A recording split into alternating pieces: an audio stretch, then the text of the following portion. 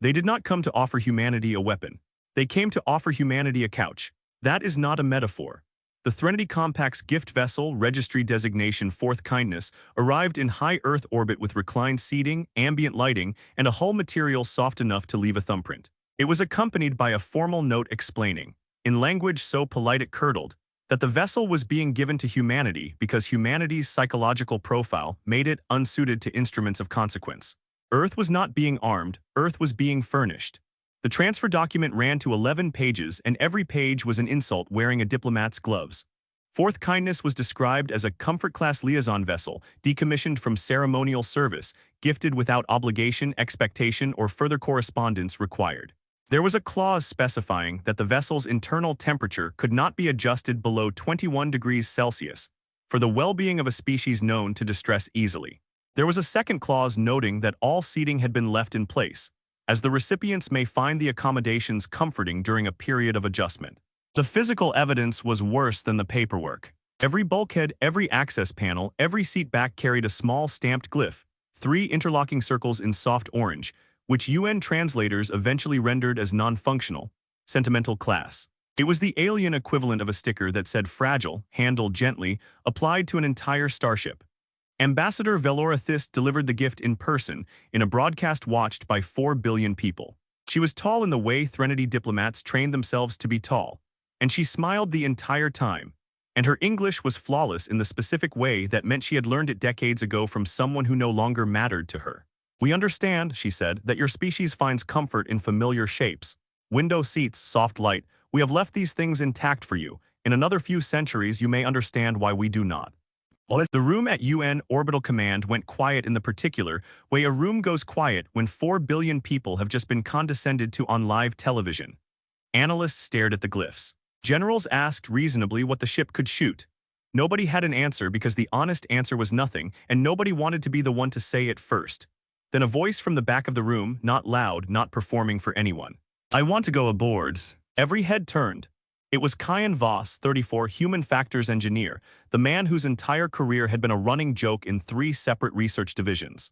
His specialty was officially listed as adaptive comfort systems, which was a polite way of saying he designed chairs, temperature curves, and the exact angle of ambient light that kept a pilot from making mistakes on hour 9 of a 14-hour shift. People called him the couch guy behind his back and sometimes to his face. He had published 4 papers arguing that a spacecraft's sense of psychological safety was a measurable engineering property, not a soft add-on, and all 4 papers had been quietly declined by every serious journal that mattered. "They stripped everything they thought mattered," Kian said into the silence. "Weapons, drives, anything with military value. What they left behind is everything they didn't think was worth taking. I study the things nobody thinks are worth taking. I'm interested in all of it." It was not a rallying line. Nobody stood and cheered. General Okonkwo, who ran orbital defense and had no patience for engineers who talked like poets, simply looked at him for 4 full seconds and then said, "Fine. Take a team, you have 6 days before someone in Geneva changes their mind." The boarding party was 3 people, and every one of them had spent years being wrong in public for being right too early. Kian went first, because it was his idea and because he'd spent 11 years being told that comfort was not a science. He brought a materials kit that had been sitting in a supply closet for 2 years because nobody had approved a use for it. Dr. Mira Sato came second. She was a xenolinguist who had spent 6 years arguing that Threnody communications contained a second, unofficial channel emotional cadence encoded beneath the formal language, a kind of tonal subtext their translators were systematically stripping out because it didn't map to anything in human grammar. She had been laughed out of 2 conferences for it. She brought nothing but a recorder and the stubborn conviction that the aliens were saying more than they meant to. Dr. Tomas Reyes came last, muttering the whole way up the shuttle ramp about wasted fuel. He was a propulsion engineer who had once written, in a footnote nobody read, that comfort-class vessels in compact records showed drive signatures inconsistent with their stated function. Numbers that were too efficient for a ship that was only supposed to carry diplomats to dinner. The footnote had been used as an example of speculative overreach in a graduate seminar. He had never forgiven the professor who taught that seminar, and he had never stopped being quietly certain he was right. They went aboard Fourth Kindness 6 hours after the ambassador's broadcast ended, into a ship that smelled, faintly and inexplicably, of something warm. Kian stopped in the first corridor because his hand, resting against the wall to steady himself in the unfamiliar gravity, would not come away easily. He stood there for 11 seconds without saying anything, because the sensation under his palm did not match anything a wall was supposed to do.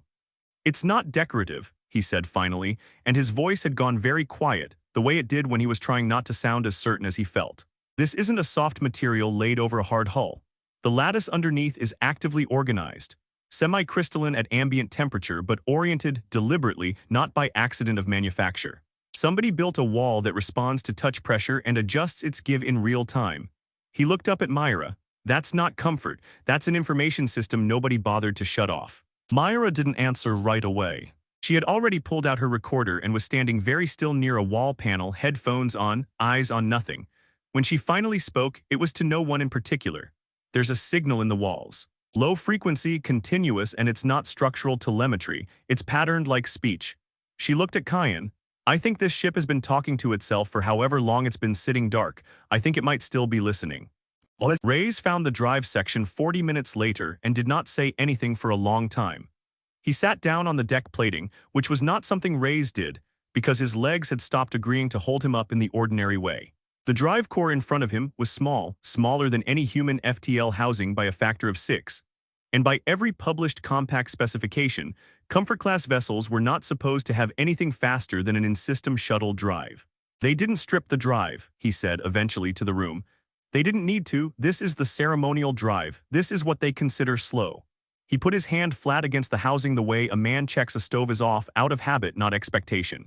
"We could reach the Mira Sato research station. I did not name it after myself. That was a coincidence, and I have made my peace with it in 11 days.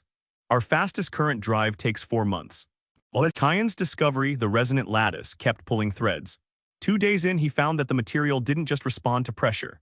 It responded to sustained emotional signal, the kind that shows up in skin conductivity and microtremor and breath pattern, the kind human engineers had spent decades trying to filter out of their instruments because it was noise.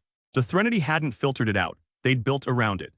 "It's not comfort tech," Kian said on the 4th day, standing in what the crew had started calling the observation lounge, because it had windows and a bank of forward-facing seats that no comfort-class ceremonial shuttle needed for any diplomatic reason he could think of. "It's an empathic resonance array. The whole hull is tuned to it. I think this ship was built to carry someone the Compact needed to keep calm, or someone they needed to read." He paused because he had just noticed the shape of what he was about to say. "I think this is what they use instead of weapons, when weapons would start something they can't stop." Mira's second breakthrough came from the same room 3 days after that, and it was the one that made her go quiet the way Reyes had gone quiet in the drive bay. The tonal subtext she'd spent 6 years chasing wasn't hidden. It was simply not addressed to translators. It was addressed to the material itself, to the resonant lattice Kian had mapped, a communication channel running underneath the formal diplomatic language the entire time, the way a hand resting on someone's shoulder says something a sentence never will. "They've been talking to their own ships for centuries in a language we never had a reason to listen for," she said.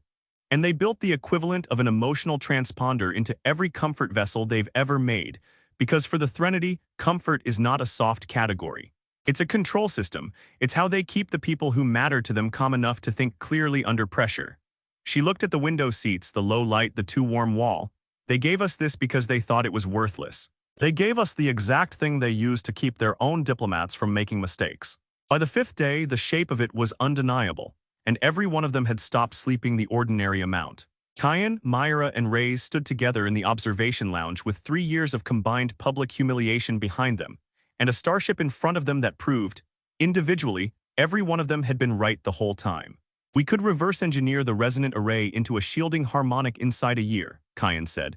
"Shorter with the drive specs Reyes has, the lattice doesn't just absorb pressure. It can be tuned to disrupt targeting systems that key off biological signal, which is most compact weapons, because most compact weapons were never designed to fight something that couldn't be read and calmed first." Reyes sat down again, this time on purpose, on one of the 2 comfortable seats, because he wanted to feel the thing that was about to change everything under his own body. "They built a species-reading weapon and handed it to the one species they never bothered to profile properly," he said. "That is either the funniest thing I have ever seen or the single largest tactical mistake in the history of First Contact. I have not decided which." It was during the 5th night, when the others had gone to sleep in the ceremonial berths, that Mira found Kian alone in the observation lounge, sitting in the second window seat from the left, not the first. "You always take that one," she said. "It wasn't a question. You mentioned once you liked the window seat, Kian said, not looking up from the display in front of him. On the transport out to the Copernicus platform, 8 months ago. You said the one on the left had the better view of Earth on approach, and somebody always took it before you got there, and you'd stopped bothering to try. Mira didn't say anything for a moment. I've been keeping this one free for 8 months, Kian said, and his voice was doing the thing it did when he was trying very hard not to sound like it mattered as much as it did. On every transport, every shuttle. I don't know why I started, I just didn't want you to stop bothering. She sat down next to him, not in the seat, in the one beside it, and neither of them said anything else. Because the ship was warm and the lattice under the seat backs was reading something in both of them that neither of them had said out loud. And for once that felt less like an insult and more like a room that already understood. The message from the Threnody Compact arrived on the 6th day, and it did not open with a greeting. It has come to our attention that the comfort-class vessel Fourth Kindness has been subjected to unauthorized structural analysis inconsistent with its intended ceremonial function. This constitutes a material breach of the transfer's implicit terms. You are instructed to cease all analysis and return all derived data within 48 standard hours. Failure to comply will be treated as an act of technological appropriation and will be addressed accordingly. There was no threat named. There didn't need to be.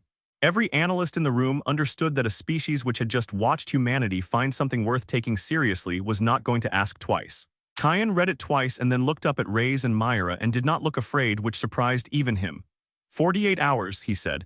We've had 6 days, we know what we need to build. We just don't have 6 months to build it in anymore. Nobody in the room slept that night either. The Threnody fleet arrived 19 hours before the deadline, which was itself a kind of insult.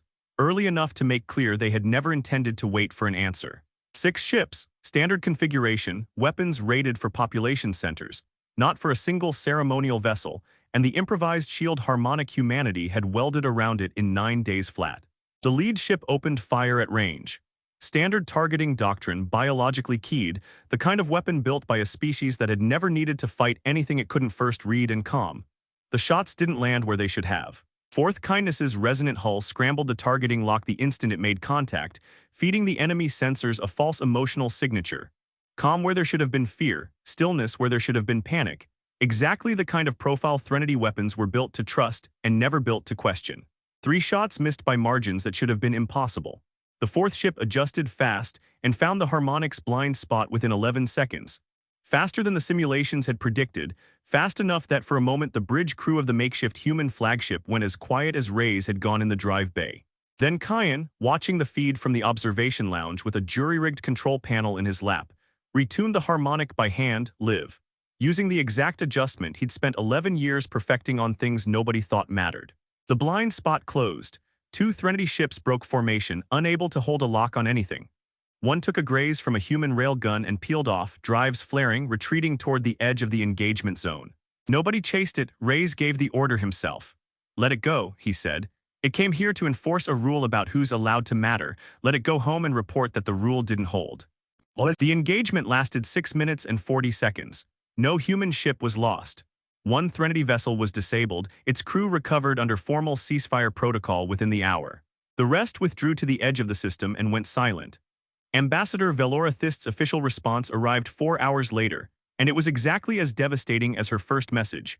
All clause and precedent and cold procedural language, asserting that the engagement would be reviewed by compact authorities and that further consequences remained possible. Her personal transmission arrived 90 minutes after that, unlisted, unofficial, and addressed to Kian by name. There was a long silence at the start of the recording before she spoke, longer than protocol required, long enough that it read as something she hadn't planned. I gave you a ship I believed had nothing left worth taking, she said. I was specific about that belief. On a broadcast 4 billion of your people watched, and I was wrong in a way I have not been wrong in 11 decades of service. Another pause. You did not find a weapon inside a comfort vessel, Mr. Voss. You found the thing my people have always used to keep ourselves gentle enough to be trusted, and you turned it into the thing you needed it to be. That is audacious in a way I did not believe your species capable of. And I will be recommending, formally, that the Compact stop assuming it knows what a species is capable of before it has bothered to sit with them in a small room. The transmission ended there, no apology in the legal sense, just the sound of someone recalculating out loud in private because she hadn't been able to do it any other way. Mira negotiated the trade agreement 2 days later, in a formal session that Kian watched from the observation deck of Fourth Kindness, because he had asked to stay aboard the ship rather than return to Geneva for the ceremony. We reverse-engineered the shielding principle in 9 days with no documentation and no cooperation. Mira told the Compact's negotiating delegation, her voice even, unhurried, the voice of someone who had spent 6 years being told her instincts didn't matter and had stopped needing anyone's permission to trust them. With full resonance documentation and formal cooperation, we estimate 6 months to full integration across our fleet. We'd like that documentation. In exchange, we're prepared to share what we've learned about tonal subtext communication, which I suspect your own linguists have been missing in the other direction for exactly as long as we missed it in ours. The delegation did not smile, but nobody said no. Kian was in the observation lounge when she came back aboard in the window seat, the second one from the left. He had not moved it in 9 days of combat retrofitting, not once, not even when the harmonic controls would have been 3 meters closer to the other side of the room. Mira sat down beside him, not in the seat this time, but close enough that the resonant material in the deck plating under both of them registered, quietly, exactly what neither of them had gotten around to saying out loud with words. "You're already thinking about the next thing," she said. It wasn't a question either. "The lattice doesn't just do shielding," Kian said, and his voice had the low, private register it got when he was circling something before he was ready to land on it. "It reads intention, not just emotion. I think with time it could translate not words, the thing underneath words, the part your 6 years of research kept finding and couldn't prove." He looked at her finally instead of the display. "I think we're about 8 months behind on a lot of things I should have said out loud, instead of just keeping a seat free." Outside the window, Earth turned, slow and blue and entirely unaware that the ship watching it had been built twice now by 2 different species. To keep the people inside it calm enough to be honest. "I noticed the seat," Mira said. 6 months ago, I just didn't want to be the one who said something first." Neither of them moved to the seat beside the other. They didn't need to. The wall was already listening, the way it had been built to, and for the first time in the ship's long ceremonial history, what it heard was not a diplomat managing a threat. It was just 2 people finally saying the quiet thing. People finally saying the quiet thing.